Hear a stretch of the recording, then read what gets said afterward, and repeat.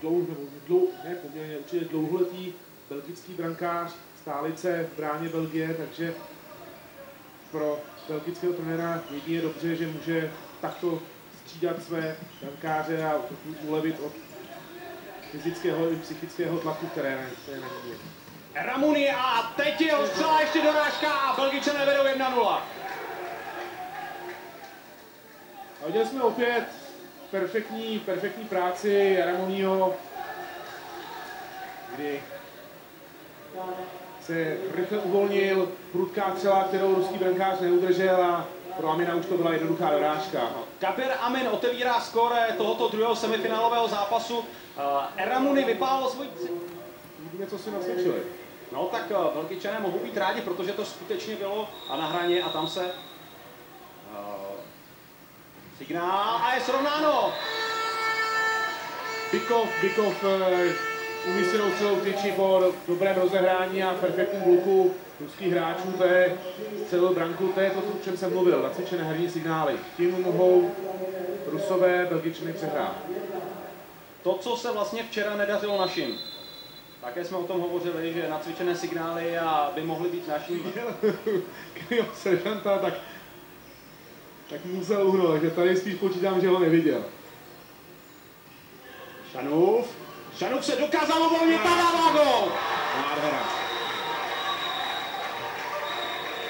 Nádherná branka, kterou dává Hišam Šanův. A přesně to vyplynulo z toho, co jsme říkali.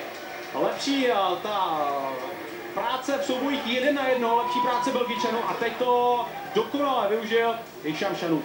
Tam Kozlova vysloveně poslal do protipohybu, ten málem doběhl až do krového praporku a pak nádherně trefil vzdálenější šibenice. Tady asi Vozviženský neměl nárok. Neuvěřitelné, Rusové bleskově srovnávají 2-2. Autorem gólu hráč číslo 4 Aleksandr Kozlov.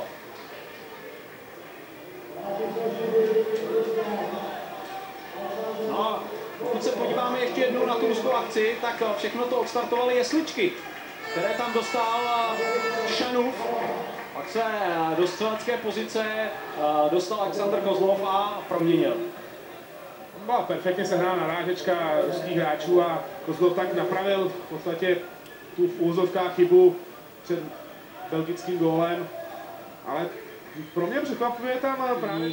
A Rusové budou se snažit pozorně bránit a vyrážet do smrtících breaků, které kdyby jim jeden vyšel, tak si myslím, že by bylo potom hodně těžké pro Belgičany zápas otočit. Kabir Amin!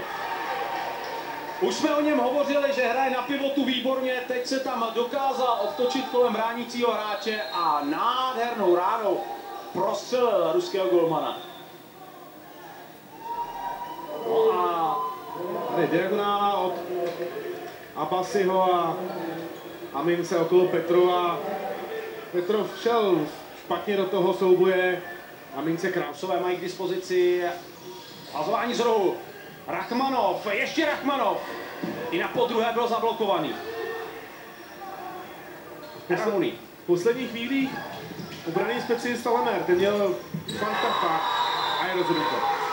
Lemer měl pár fantastických obranných zákroků a Belgičané vyrazili do kontru, dávají Rusům 4. gól a je rozhodnuto. Kabir Amin zkompletoval hat-trick v tomhletom druhém semifinálovém zápase. Podívejte se na to ještě jednou. Provedl to dokonale, ale navíc ta střela byla skvělá. Ta střela byla skutečně povedená. K levé tyči a ruský golman teď